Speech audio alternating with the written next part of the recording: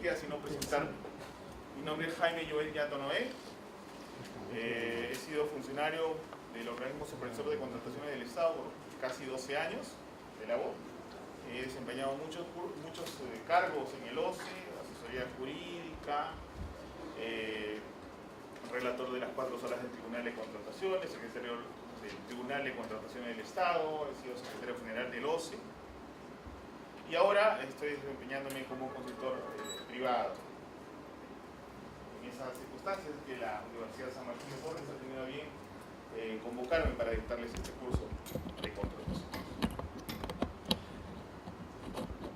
Antes de empezar a desarrollar el temario que les ha sido entregado, necesito saber de dónde provienen, para saber más o menos el perfil y el grado de conocimiento que ustedes tienen en la materia de contrataciones.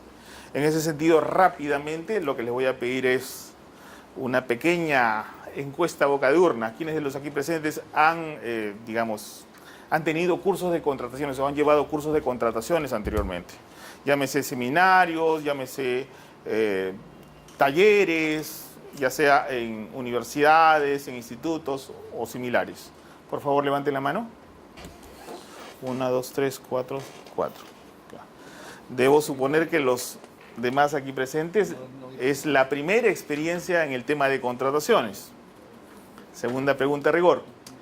¿Quiénes de los aquí presentes trabajan en áreas de logística?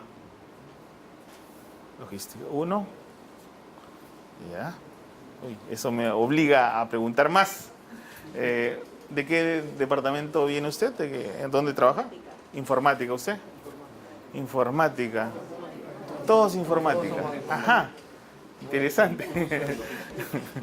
Ok. ¿Abogados? ¿Alguno? Bueno, entonces nos vamos a llevar de las mismas maravillas, entonces. Sí. Le digo esto ¿por qué? Porque eso me va a permitir a mí cambiar un poco el esquema de desarrollo, ¿no?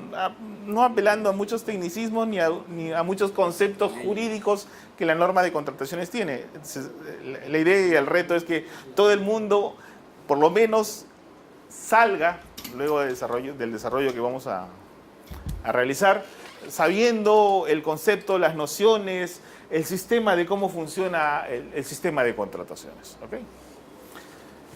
Bueno, sin más demora empezamos a desarrollar el curso. Sin más demora. El primer tema que vamos a desarrollar y que es importante en la medida en que muchos de los aquí presentes no han llevado cursos de contrataciones es el denominado esquema o marco general de las contrataciones. El esquema o marco general de las contrataciones básicamente les va a servir a ustedes como marco teórico y jurídico referencial acerca del desarrollo del sistema de contrataciones frente a los demás sistemas que coexisten en el Estado peruano. Así, por ejemplo, tendremos que señalar y precisar que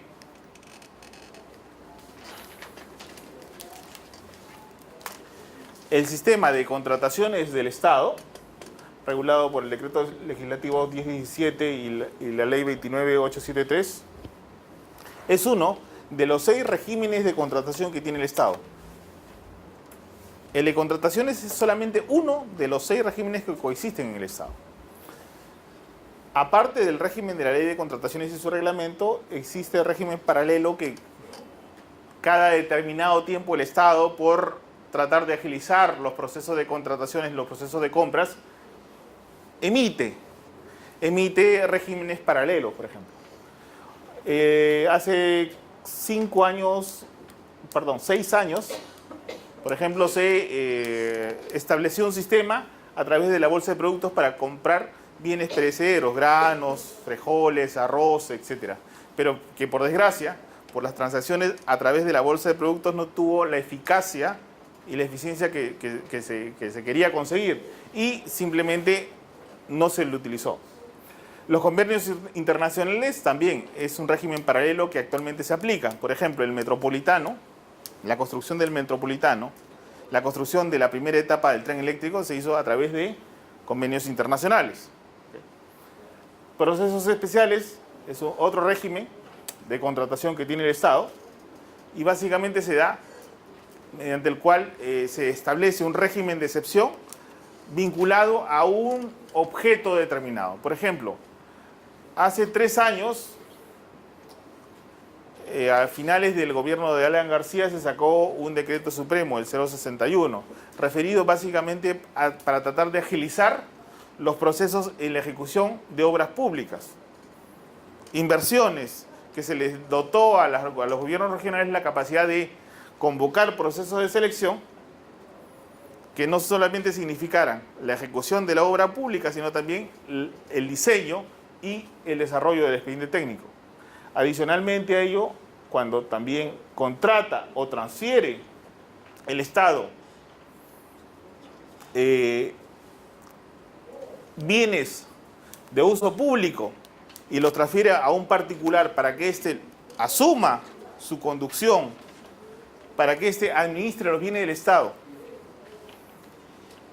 y a cambio le conceda, le dé, le otorgue al Estado una determinada cantidad de dinero o una determinada prestación, estamos hablando frente al régimen de concesiones. Por ejemplo, la clásica: el Estado concesiona la vía de tránsito de Ancón a Pativilca.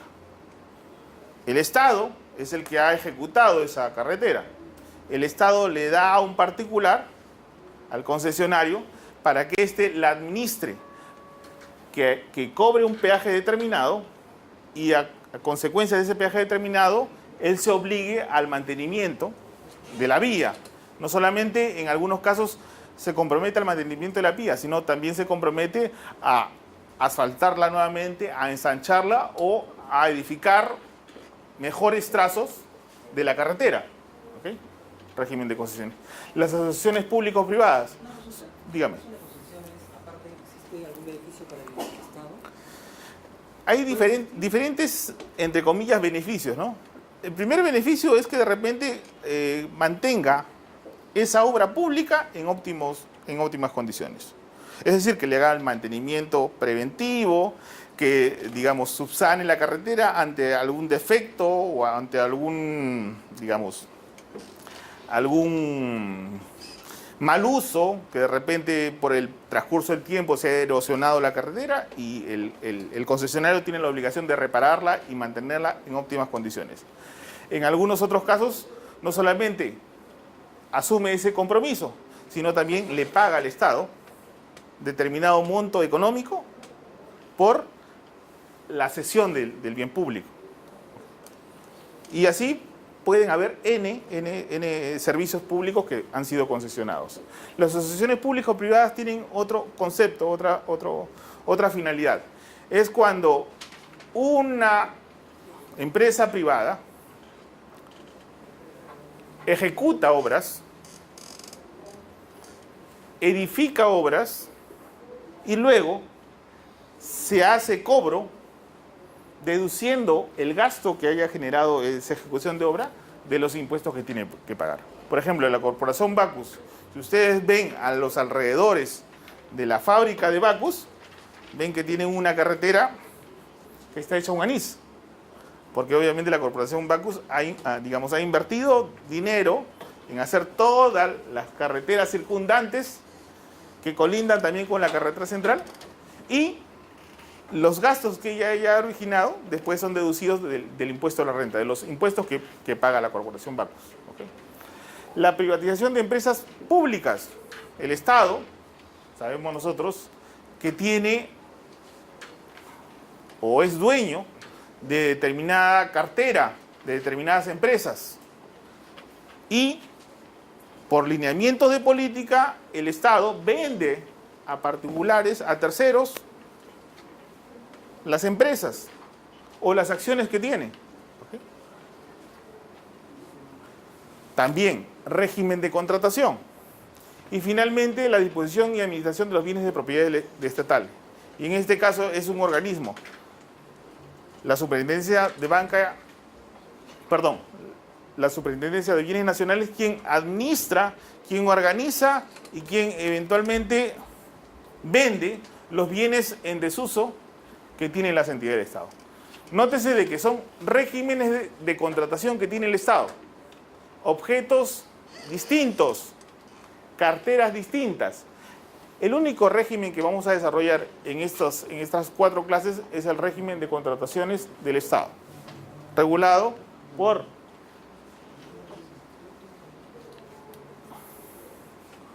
el Decreto Legislativo 1017 y el Decreto Supremo 184/2008 EF, modificado por la Ley 29873 y el Decreto Supremo 138/2012 EF. Esa es la norma de contrataciones o la Ley de Contrataciones y su reglamento. ¿Cómo llegamos a tener una ley de contrataciones? El antecedente de la Ley de Contrataciones está dado por 3 cuerpos normativos: el RUAT, el REGAT y el RULCO, que regulaba contrataciones de obras, compra de bienes y servicios y actividades de consultoría. En el año 1900, hasta el año 1998, coexistían 3 sistemas y 3 entidades que organizaban todo lo que compraba el Estado en el caso de bienes, servicios y obras. Frente a la maraña normativa, a la tremenda regulación, porque acá había una entidad para cada objeto contractual, el Estado dijo: no, es muy confusa, tiene lineamientos, tiene procedimientos distintos, tiene conceptos distintos, vamos a uniformizar todo ello. Y así nace a la luz la Ley de Contrataciones, en el año 99, vigente a partir del 1 del año de 1999. Esa ley ha tenido sucesivas modificaciones. ¿Por qué? Porque cuando se consolidó 3 cuerpos normativos, 3 sistemas de contrataciones, bienes, servicios y obras, obviamente se hizo un trabajo de consolidación de normas, de síntesis de normas. Entonces, al hacerse la síntesis de norma, hubieron muchos vacíos o muchos defectos en esa consolidación de procedimientos. Esos se han tenido que ir superando mediante las normas que modificaron y mejoraron la redacción normativa. ¿Ok?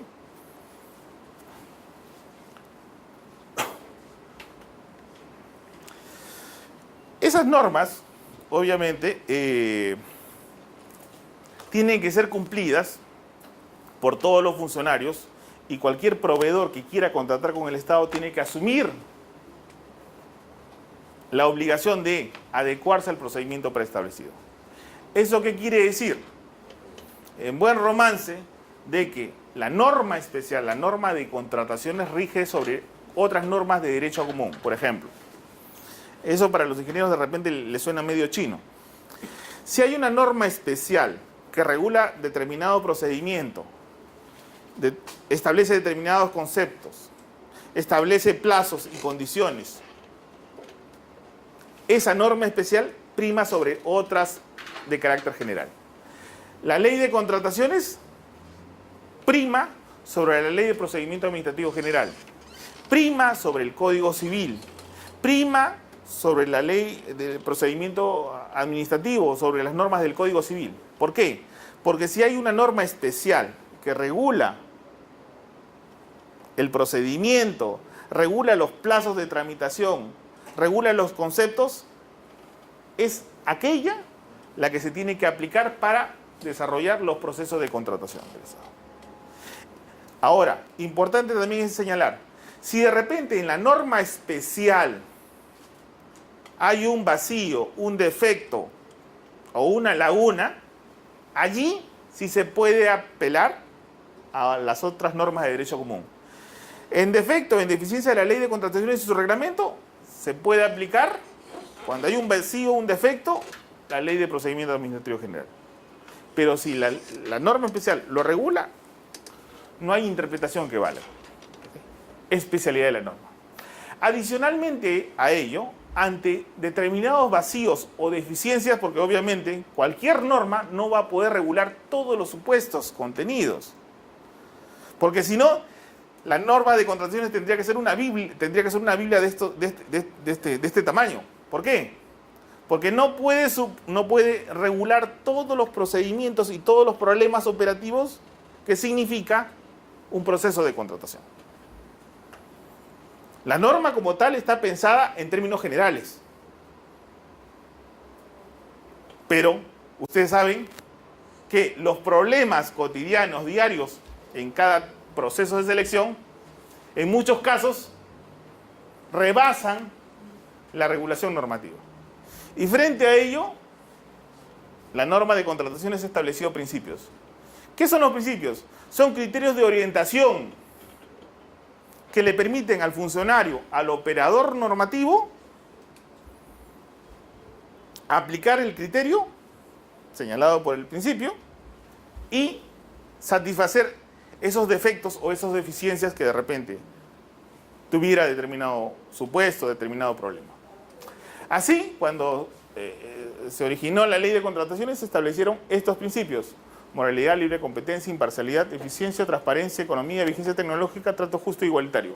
A ellos, a partir del 20 de septiembre del anteaño pasado, se han agregado varios principios. Principios que de alguna forma han servido como complementación. Principios que han permitido al funcionario, al operador normativo, mejorar el nivel de discrecionalidad, de actuación frente a los problemas en un proceso de selección. Por ejemplo, la vigencia tecnológica. La vigencia tecnológica es un principio que debemos entenderlo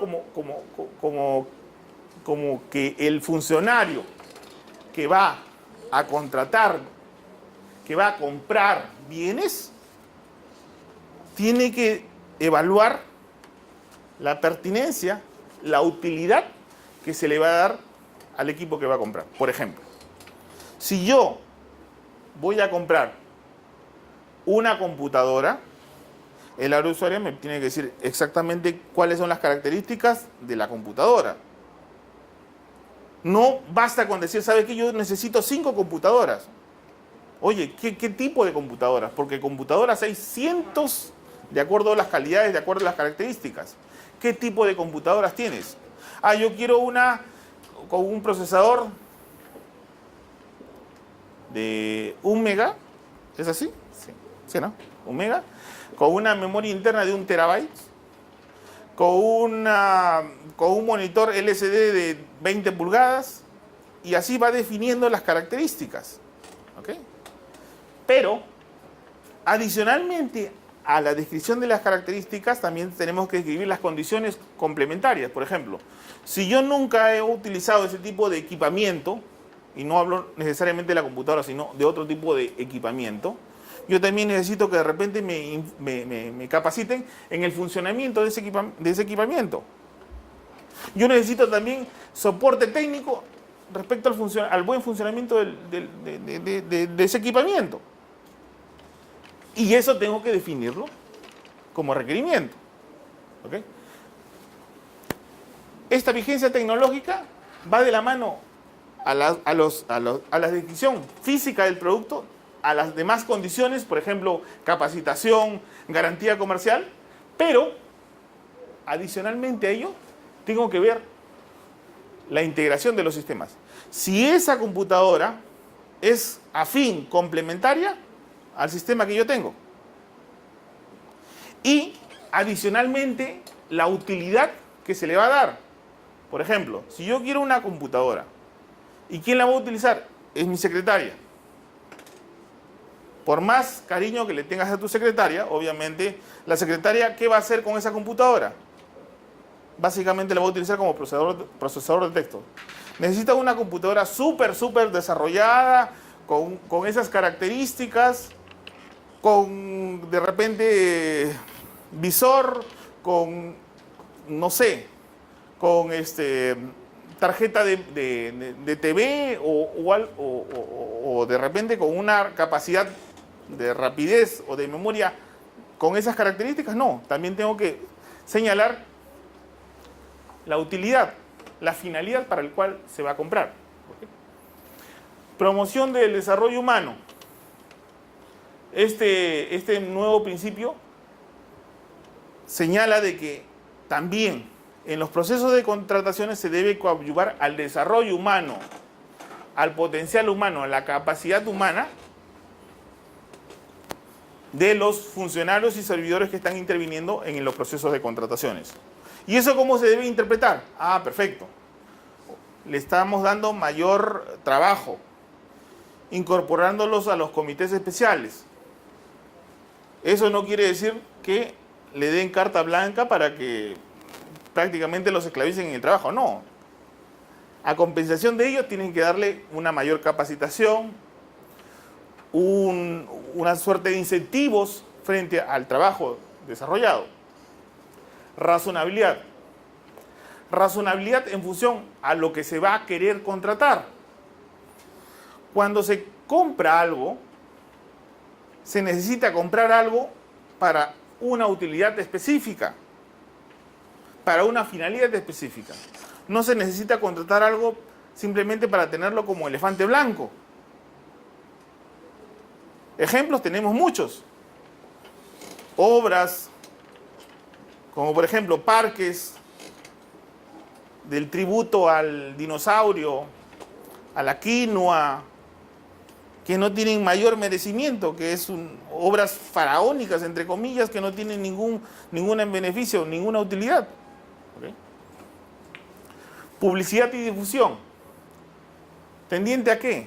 A que el concepto de esta publicidad y difusión está orientado a que los funcionarios, los operadores normativos, traten de dar publicidad a sus procesos de selección. ¿A través del SEACE? Sí. ¿A través de su página web? También. ¿Por qué? La idea es la siguiente. A mayor publicidad de los procesos que una entidad va a convocar, mayores incentivos para que los proveedores se presenten. Genero competencia. Al generar competencia, obtengo mejores precios y mejores condiciones de los bienes que requiero contratar. Si es una concurrencia cerrada, si la publicidad es restringida, etcétera, etcétera, no voy a tener muchos postores. Al tener menos postores no va a haber competencia. Al no tener competencia, eventualmente, prácticamente el precio va a ser el máximo. Si se presenta un postor, va a competir con él mismo. ¿Okay? Equidad y equivalencia sin perjuicio del interés general, en función a los bienes que se van a contratar, y la sostenibilidad ambiental dirigido básicamente a que los bienes que se van a contratar no tengan un impacto negativo en el ecosistema, que sean lo menos contaminantes posible. ¿Okay? Adicionalmente a ello, tenemos que destacar desde los principios originales el tema de moralidad. Moralidad vinculada a ¿qué? A que los funcionarios, los operadores normativos y también los proveedores que participan en un proceso de selección tienen que adecuar su comportamiento en función a los deberes que le asisten como funcionarios públicos y como contratistas del Estado, evitando la colusión, evitando la dádiva o la recompensa pagada de por medio, que por cierto está penalizada y que daría lugar a la separación del funcionario. Sí, dígame. ¿Cómo actúa el principio de buena fe en toda esta ley? Ya. El principio de buena fe de parte de los que son del comité o en todo caso de los que preparan las especificaciones técnicas. Ya. Como principio no lo tenemos contenido en la ley de contrataciones. En la Constitución, de manera relativa, se establece el criterio de buena fe, ¿no? De que uno realiza, digamos, su trabajo o adecúa su comportamiento partiendo de un hecho de buena fe. En otras palabras, con la mejor intención, con la mejor voluntad, pero que de por medio mañana más tarde puede ser distorsionado o mal aplicado. El problema de la buena fe es que es muy subjetivo. La buena fe no es un argumento válido para digamos, justificar una responsabilidad. Y le digo por qué. Yo he actuado de buena fe. Perfecto. Yo he pensado que mis dos demás miembros del comité especial me informaban adecuadamente cuando incorporaban factores de evaluación. Y que mañana más tarde se han determinado que eran direccionados para darle una ventaja a un postor determinado. Pero como yo no era especialista, yo pensaba que ellos estaban actuando bien, que esos factores, que esas características que estaban incorporando en las bases, estaban bien hechas. Eso podríamos decir, yo he actuado de buena fe. No. Tú de repente has pecado de inocencia, tal vez. Si queremos ser más graves, de ignorancias, también. ¿Por qué? Porque usted como funcionaria pública, como operadora logística, como miembro del comité especial, usted, desde el momento en que es elegida, usted debe saber los derechos y las obligaciones que le asisten como miembro del comité especial. Sigue adelante. Nadie puede alegar ignorancia de la ley. Es otro principio que tenemos que manejar. Oye, ¿sabes qué? El caso clásico. Oye, Jaime, a mí el área de logística me pasó unas bases. A mí me designaron como miembro del comité especial. Y me dieron, ¿sabes qué, Jaimito? Firma. Ya le hemos hecho todo, solamente la firma no más falta. Y claro, por error o deficiencia o defecto o falta de conocimiento, por el quehacer diario uno firma y dice, ya, perfecto, está todo bien. Mañana más tarde hay una responsabilidad porque de repente se ha direccionado un proceso de selección, ha habido una sobrevaluación o ha habido un factor que ha direccionado a un determinado postor que para colmo de males resultó siendo pariente del jefe de administración y finanzas o jefe del director. Usted es la responsable. Por eso que el tema de buena fe no se considera como uno de los principios, porque resulta siendo un concepto bastante subjetivo. O sea, y en el caso de la moralidad. Ya, la moralidad. Sí, ¿quería complementar algo? Por ejemplo, si el postor presenta una declaración jurada de que el banco público no tiene ninguna referencia, y presenta documentación, el comité de buena fe tiene que, y eso está establecido en la ley de procedimientos administrativos. La ley de procedimientos administrativos, nosotros actuamos, los tenemos que dar por válido. No, esa no se llama buena fe, esa se llama presunción de veracidad. Presunción de veracidad. Entonces, el comité tiene que presumir de que los documentos son válidos o verdaderos. Después es cierto, ¿no? Concluido de todo el proceso podemos hacer una verificación, ¿no? Pero desde ya el comité parte, ¿no? Presume que será. Por ejemplo, ¿qué pasa si un proveedor, un postor se presenta y de pronto dentro del equipo de socios que tienen los socios, de pronto es uno familiar de uno del área de administración de procedimientos?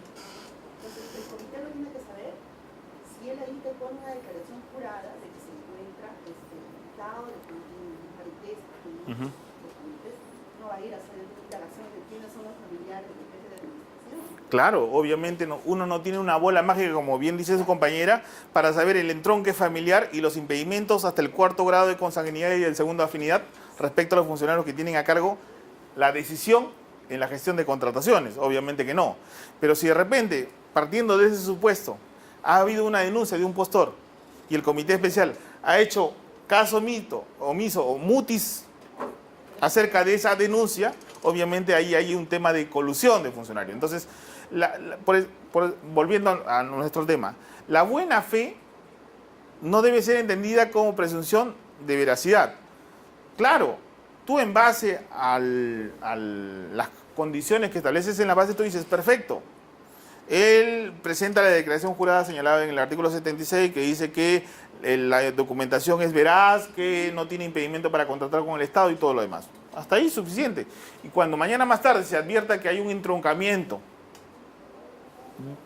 o un impedimento manifiesto del ganador de la buena prueba porque tiene un pariente en la entidad, obviamente ahí no se te va a responsabilizar, porque obviamente no lo puedes saber.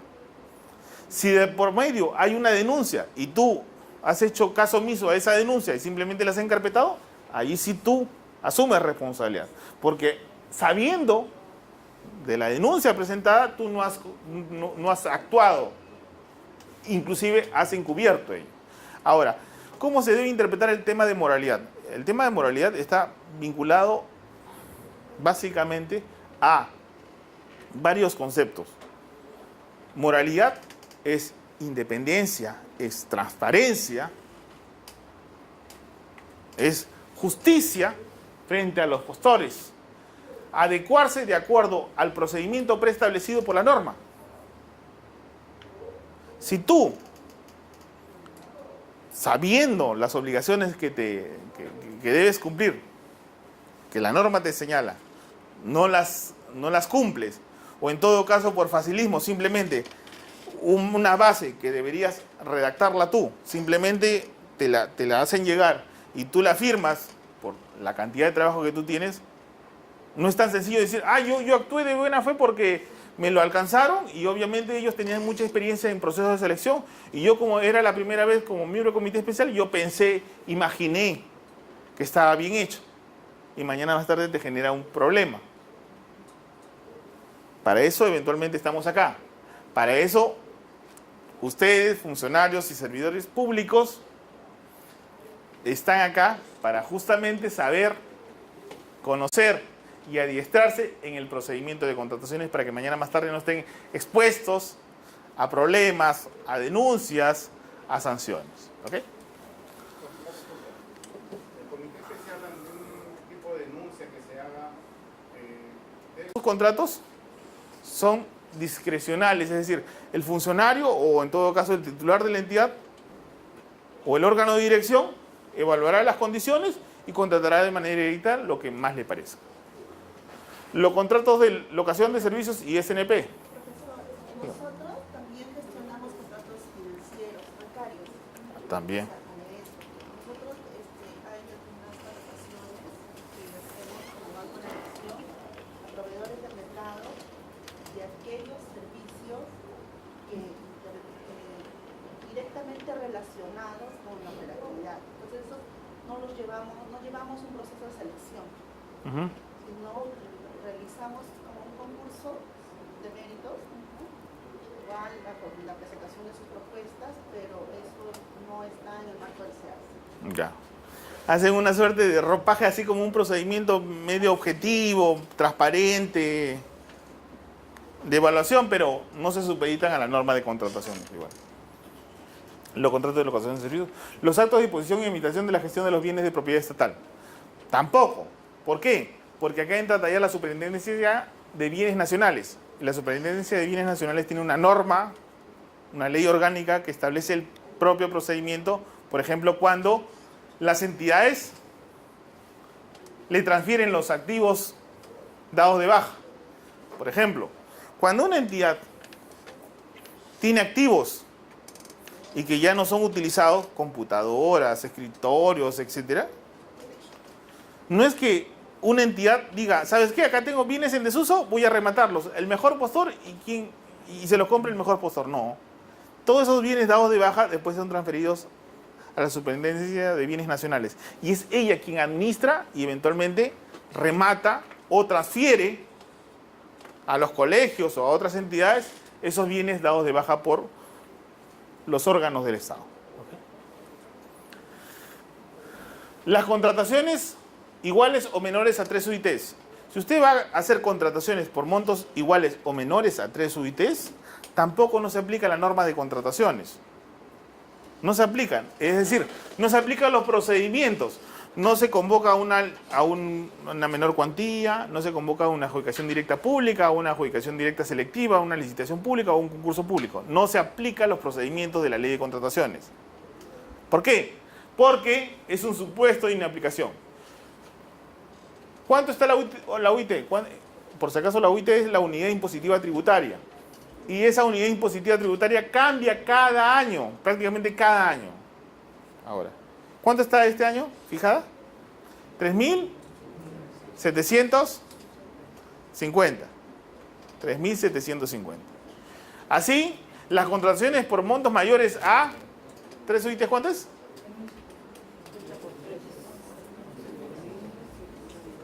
¿11.000 qué? ¿O 10.000? No, es 11.000. Exactamente. No están supeditadas. Y alguien se preguntará, entonces, ¿cómo yo llevo a cabo esos procesos de contratación? ¿Lo hago como caja chica? ¿Cómo lo hago? No. El procedimiento que se tiene que aplicar para las contrataciones por montos menores a 3 UITs se darán de acuerdo a las normas de tesorería. Las normas de tesorería establecen el procedimiento y cuáles son los bienes que se pueden contratar y se pueden comprar de manera directa, con cargo al fondo fijo de caja chica u otro tipo de conceptos. Ahora, lo importante es que acá, me imagino que el Banco de la Nación también tendrá su directiva respecto a ese tipo de contrataciones. Es importante que se establezca una directiva y el procedimiento para contratar por estos montos. Porque si no, mañana más tarde, puede que de manera hormiga se esté sobrevaluando o se esté comprando mucho. Buenas tardes. Se esté fraccionando un proceso de selección. La contratación de notarios para las funciones previstas en la ley. Cuando uno contrata. En el supuesto anterior, cuando la norma, bueno, no se aplica para la norma de contratación, no se aplica para las contrataciones menores a 3 UITs. ¿Qué sucede si un proveedor está inhabilitado? ¿Ya? Si supuestamente la norma no se aplica para contrataciones menores a 3 UITs, ¿lo puedes contratar? Ajá. Una pregunta muy importante y necesaria. Esto está de...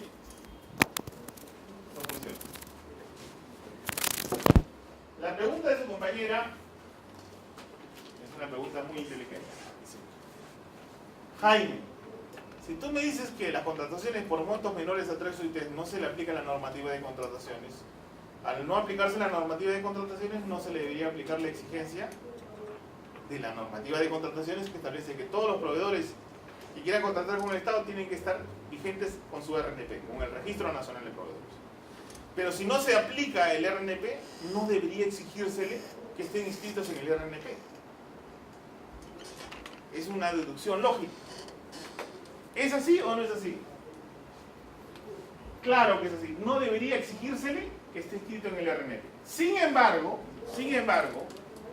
lo que hacen las entidades es no interpretar así, como abogado. Si no dice, ¿sabe qué?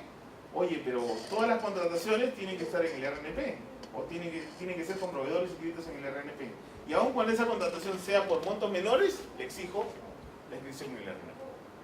Y eso es lo que normalmente sucede. Ahora, si usted no le exige eso,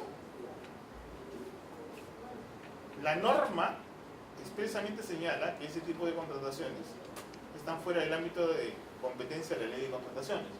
Y en ese sentido no sería exigible la inscripción en el RNP para ese contratista. Pero ¿qué pasa si está inhabilitado? Si está inhabilitado, ¿qué dicen? Pensemos juntos, por favor. ¿Qué pasa si está inhabilitado? Los documentos no son válidos, los comprobantes no podrían ir comprobantes. Ahí viene un problema operacional. ¿Por qué es un problema operacional? Porque si ese contratista está inhabilitado para contratar con el Estado, automáticamente está en el SEACE y automáticamente está en el CIAP. Nosotros no utilizamos SEAP. ¿Ustedes qué utilizan? No, un SAI. Ah, ya. Entonces, en el caso del Banco de la Nación de repente no tendrían ese impedimento. En las otras entidades sí. Pero éticamente, ¿no? Si está inhabilitado para contratar con el Estado, creo que por ética no deberíamos. No debería. El problema es que ahí entramos a un tema de interpretaciones. Si la norma, y hay un vacío, le soy sincero, si la norma te establece que esas contrataciones no se regulan por la norma de contrataciones, no serían exigibles las condiciones establecidas en la ley de contrataciones. Y por tanto, ese contratista, aun cuando esté sancionado, no se le aplicaría la norma de contrataciones. Y por tanto, sin efecto esa sanción. Sin embargo, es un hecho también práctico que si un funcionario tiene a un proveedor sancionado por el OCE, difícilmente se va a atrever a firmar un contrato con el contratista.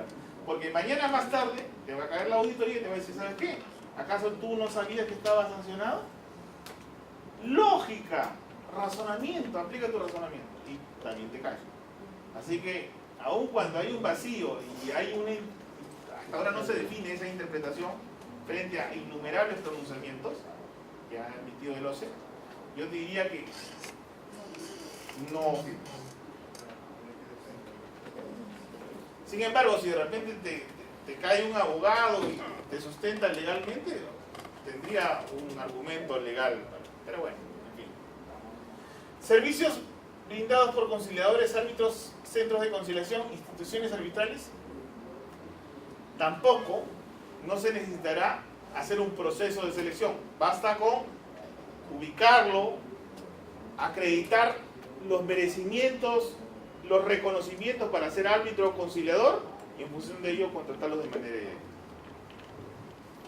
Lo que normalmente se suele hacer acá, igual que en el notario, es que verdaderamente hay que ver la compatibilidad. De repente ese notario no tiene tiempo, o el notario que normalmente contrata el Banco de la Nación no tiene tiempo, o otro notario. No, pero este es el que normalmente es muy proactivo, siempre nos apoya, etc. Y solamente trabajamos con ese notario. Eso queda a discreción de la entidad. No necesito hacer un proceso de selección para contratar a notarios o a los conciliadores, árbitros y centros de conciliación. La siguiente, contrataciones con determinado proveedor por mandato de la autoridad jurisdiccional.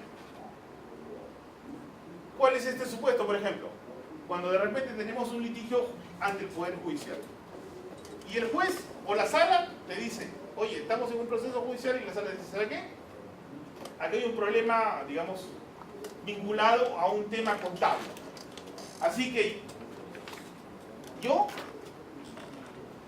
mando que las partes contraten a un auditor o a un contador X del registro de peritos. Y es en mandato a esa autoridad superior que se contrata de manera directa. Pero siempre tiene que haber un mandato de autoridad superior que te establezca ahí. Las concesiones de recursos naturales, las obras de infraestructura y bienes y servicios públicos. Tampoco, ya se señaló que es un régimen de contratación distinta y no se le aplica la norma de contrataciones. La concesión no se aplica el procedimiento de la ley de contrataciones. Es un procedimiento, una regulación, una normativa distinta. La transferencia de acciones y activos de propiedad del Estado. Tampoco. La modelo de ejecución presupuestaria directa, administración directa. Tampoco. ¿Qué es la administración directa? Y acá tenemos que definirlo y separarlo. ¿Cuáles son los? Empezamos por definir algunos conceptos básicos que dentro del desarrollo de todas estas 4 clases vamos a ir comentándoles continuamente. ¿Cuántos son los tipos de procesos de selección a saber? Son 4. Licitación pública, concurso público, adjudicación directa que puede ser pública o selectiva y la menor cuantía. Licitación pública, concurso público, adjudicación directa que puede ser pública o selectiva y la menor cuantía. Tipo de proceso de selección. Modalidades de selección, 2. Subasta inversa y convenio marco. 4 tipos y 2 modalidades. ¿Okay? Internalicen ese esquema, por favor. Entonces, acá me hablan de administración directa. Administración directa no es una menor cuantía. Administración directa no es una adjudicación directa.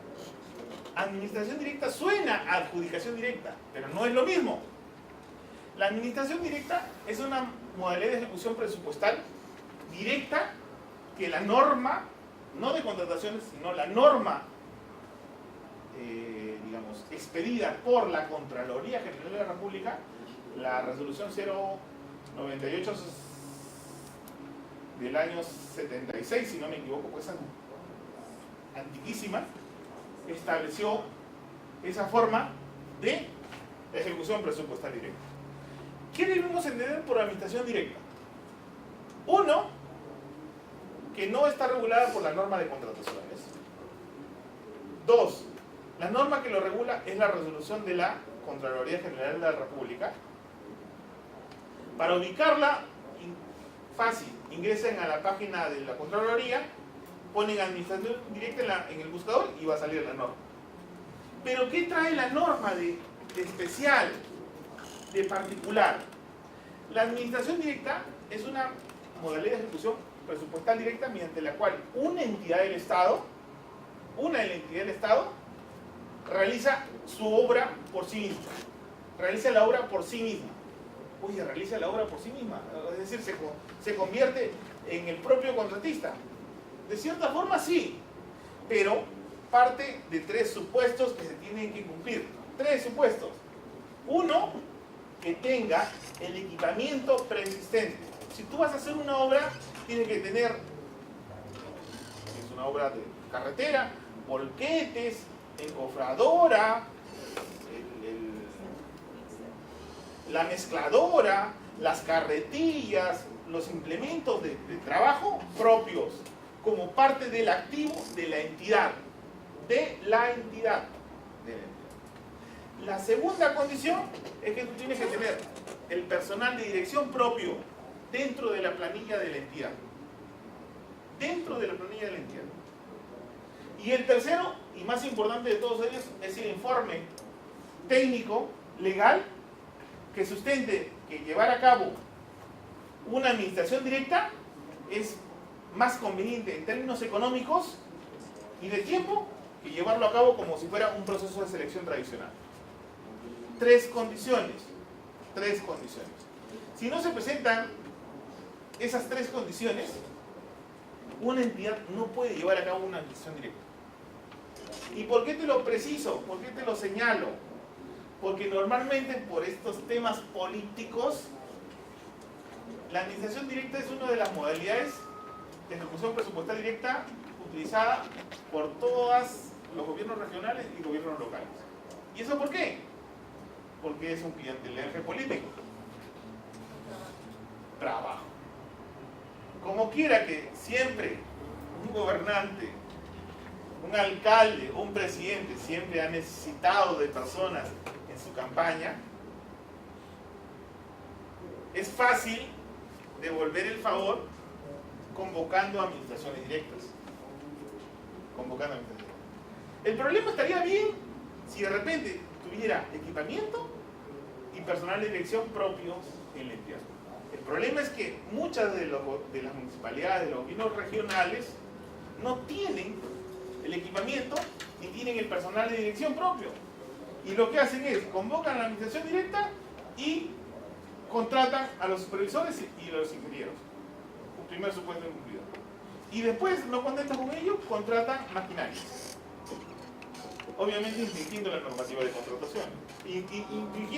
Infringiendo la resolución de la Contraloría General de la República, no normativa. Entonces, diferenciemos tipo de proceso de selección: licitación pública, concurso público, adjudicación directa que puede ser pública, selectiva y la menor cuantía. Modalidad de selección 2, subasta inversa y convenio marco.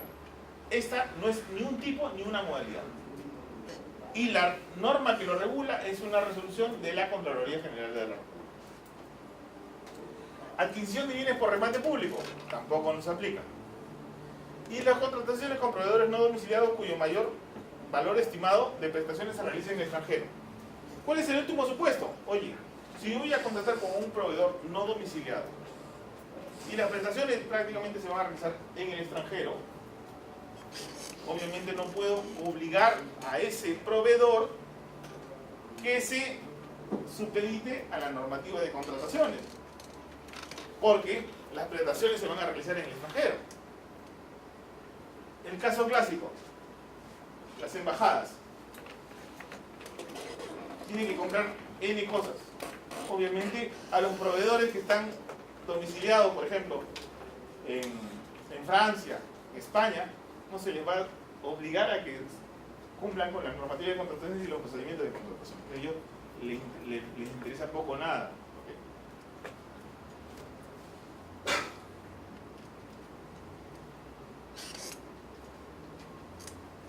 Funcionarios y órganos encargados de las contrataciones. Muy sensible. No, puede ser. Las contrataciones de las misiones del servicio en el exterior. Obviamente, si estamos hablando de embajadas, todo lo que contraten bienes y servicios, obviamente no se les va a poder exigir que cumplan con la normativa, con las garantías, con el procedimiento, porque obviamente, ¿cuáles son los procedimientos que se van a utilizar? Los usos y costumbres comerciales del país donde está ubicada esa sede diplomática. Los servicios de abogados, asesores legales y otras asesorías en la defensa del Estado en controversias internacionales, foros de inversión, foros arbitrales o judiciales. El caso clásico, Luchetti.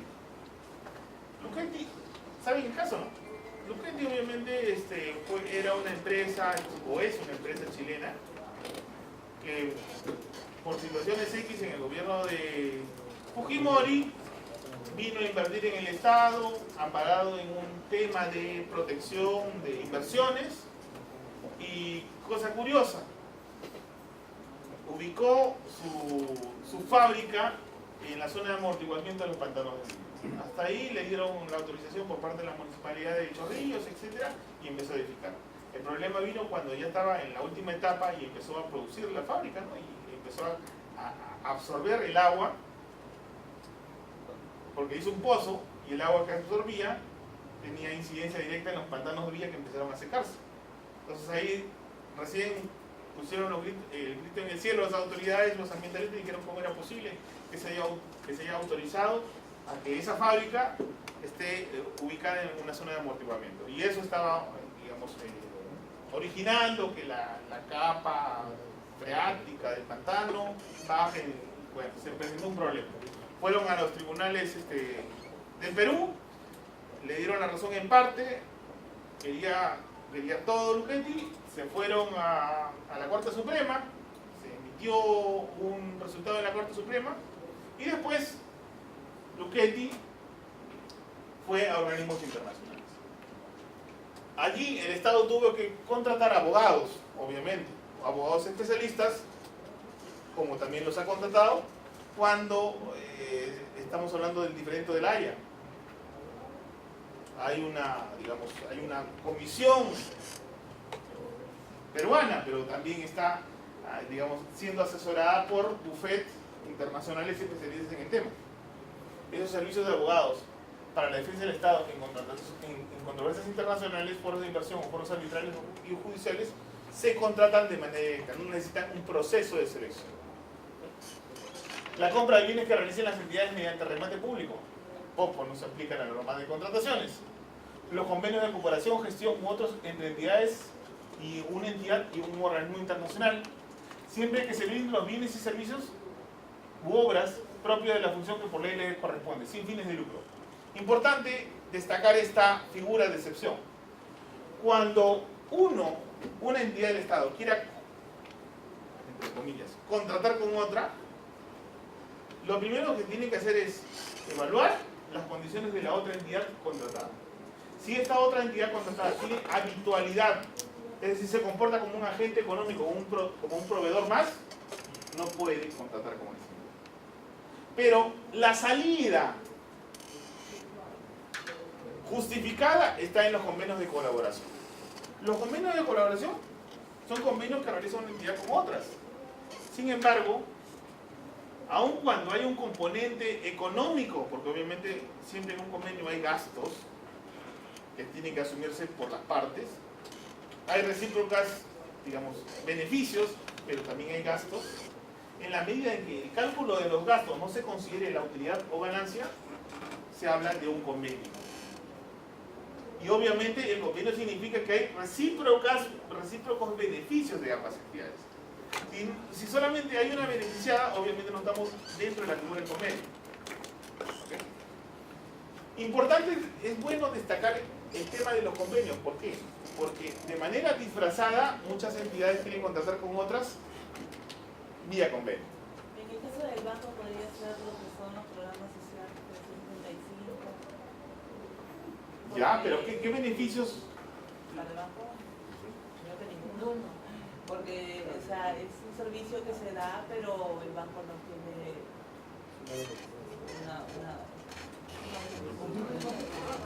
un dinero bueno. Es más, puede estar hasta el débito. No hay retorno ahí. Ya. Entonces, ahí en esos casos, digamos, si no aplica la ley de contrataciones, ¿cómo es ahí con el Estado? Me imagino, sin ser muy adivino, que han sido muy creativos para redactar ese convenio. Me imagino que la justificación estaría dada por el hecho de que la cobertura en las localidades y en las sucursales que tiene el Banco de la Nación con la población beneficiada. Y en función de ello, considerando que el único banco que puede dar ese tipo de servicios especializados, complementarios, es el Banco de la Nación, por eso eventualmente Somos agentes financieros del Estado. así seguramente ha sido la salida. Porque si de repente hubiera algún banco que dijera, oye, ¿sabe qué? El Banco de la Nación no es el único que puede hacerte ese servicio o puede gestionarte ese servicio, yo también, y tengo acá mi cartera y tengo mis condiciones, en esos casos no se podría hacer ese convenio. Porque ahí sí estaría el Banco de la Nación tornándose como un contratista, o en todo caso como un agente de comercialización, y tendría que participar en igualdad de condiciones con otros bancos. Servicios públicos sin posibilidad de contratar con más de un proveedor. Obviamente, cuando se contratan los servicios públicos, y acá, no cualquier servicio público, sino aquellos servicios públicos que estén, digamos, que tengan un proveedor único y determinado. Caso Sedapal. Porque si de repente estamos hablando de telefonía, que es un servicio público, también, no se aplica este supuesto de excepción. ¿Por qué? Porque si hay más de un proveedor que te puede ofrecer el servicio que tú quieres, tenemos que llevar a cabo un proceso de selección tradicional y regular. Oye, pero Jaime, ¿tú no me dijiste que los servicios públicos era una figura de excepción en la cual no se aplicaba la normativa contractual? Sí, en la medida en que haya solamente un proveedor. Pero en este caso, en telefonía hay más de un proveedor. Y se posibilita la competencia, se posibilita la concurrencia y la participación de dos o más operadores. Por eso, aun cuando es un servicio público, se tiene que hacer un proceso de selección en el caso de telefonía. En el caso de Sedapal para Lima, obviamente que no. En los casos de servicios de agua potable para otras provincias fuera de Lima, tampoco. ¿Por qué? Porque cada circunscripción geográfica tiene su SEDA Cajamarca, SEDA Huánuco, SEDA Pasco y todos los SEDAs habidos y por haber. Y cada área geográfica tiene su único proveedor de servicios. Las contrataciones realizadas de acuerdo a las exigencias y procedimientos específicos de organismos internacionales, estados o entidades cooperantes. Dato importante. Si, por ejemplo, un organismo internacional, llámese la cooperación belga, la cooperación alemana, la cooperación japonesa, va a invertir o va a financiar, entre comillas, porque es financiar, no invertir, va a financiar obras públicas, y si ese contrato de financiamiento establece un procedimiento distinto a la norma nacional, ese procedimiento es el que prima. Oye, pero ¿cómo? Porque ese organismo internacional que te está dando la plata establece sus propias reglas. Te dice, ¿sabe qué? Será muy bueno tu sistema de contrataciones, pero no está en cuestionamiento tu sistema, sino la rapidez para invertir la plata que te estoy dando para financiar mis obras, o las obras que te estoy dando financiamiento, que te estoy dando la plata. Y yo establezco un procedimiento, que normalmente el procedimiento es que se realiza a través de una lista corta, o el procedimiento establecido por las Naciones Unidas para hacer su proceso de selección. Frente a ello, se tiene que aplicar el procedimiento establecido por ese convenio de financiamiento. Ahora, si ese convenio de financiamiento de ese organismo internacional que va a financiar la obra, la inversión pública, los procesos de selección, establece que es aplicable la norma nacional, se aplicará la norma nacional. Pero si el convenio de financiamiento estableciera un procedimiento distinto, se aplica lo que establece el procedimiento. Seguimos. Adelante. Funcionarios y órganos encargados de las contrataciones. Después vamos a desarrollar cada uno de ellos, por si acaso.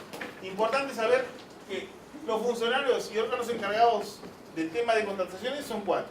El titular de la entidad, el área usuaria. ¿Cuál es el área usuaria? El área que requiere lo que se va a comprar, ya sean bienes, servicios u obras. El órgano encargado de las contrataciones. ¿Quién es el órgano encargado de las contrataciones? En este caso, ¿cuál es? ¿Logística? Logística.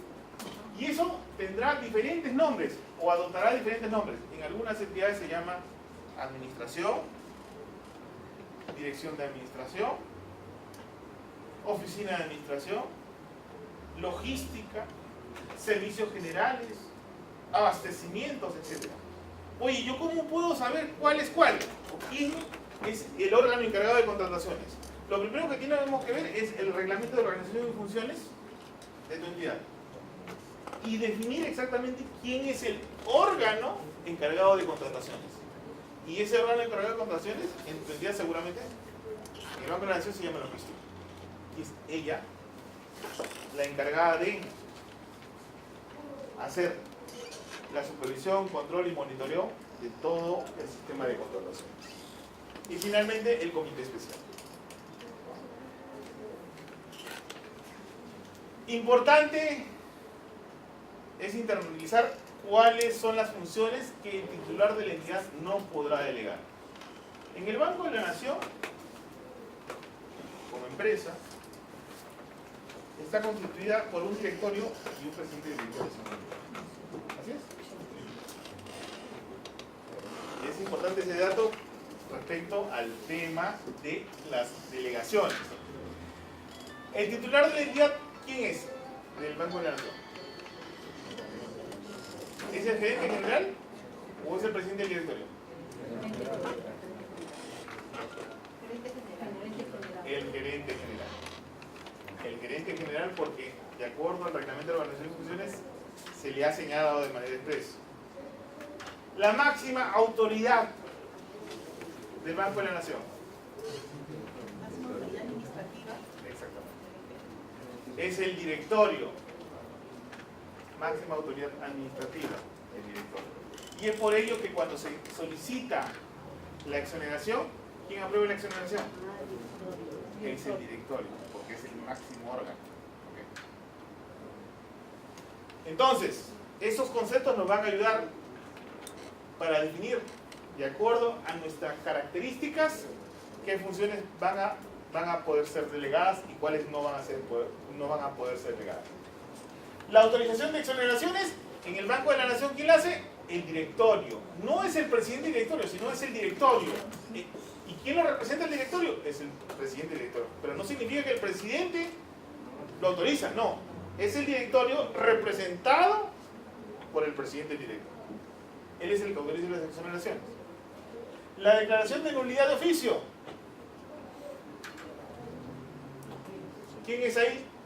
El gerente general seguramente, no creo que sea el directorio. Las nulidades, el gerente general. La aprobación de prestaciones adicionales de obra, también el gerente general. La emisión de pronunciamientos sobre las observaciones a las bases administrativas, el titular de la entidad, el gerente general. La decisión de encargar procesos a una entidad privada, nacional o internacional, también será el gerente general. ¿Preguntas? Por si acaso no se olviden que este es simplemente un panorama completo. Después vamos a desarrollar cada una de las etapas que compone cada proceso de selección. Vamos a desarrollar al detalle lo que es el plan anual de contrataciones, vamos a desarrollar al detalle lo que es el expediente de contratación, vamos a desarrollar el comité especial, el concepto, finalidades, funciones, quórum y todo lo demás, el expediente de contratación, la elaboración de bases administrativas y así al detalle cada uno de los